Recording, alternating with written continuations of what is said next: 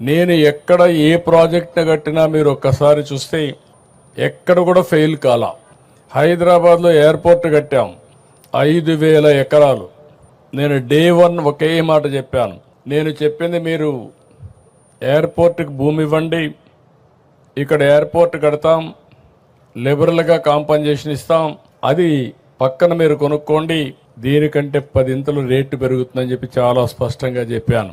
వాళ్ళు ఆ పని చేశారు.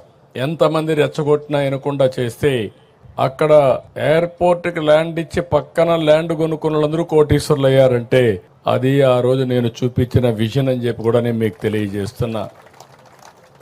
ఆ నమ్మకంతో మీరు ముందుకొచ్చి దగ్గర ల్యాండ్ పూలింగ్ కాన్సెప్ట్ ఇది ప్రపంచంలోనే నూతనమైంది. ఎక్కడ ఏ దేశంలో కూడా సక్సెస్ కాలా. అలాంటి నూతనమైన విధానానికి ఆ రోజు నారాయణ గారు, శ్రావణ్ కుమార్ గారు, పుల్లారావు గారు కూడా ఉన్నారు.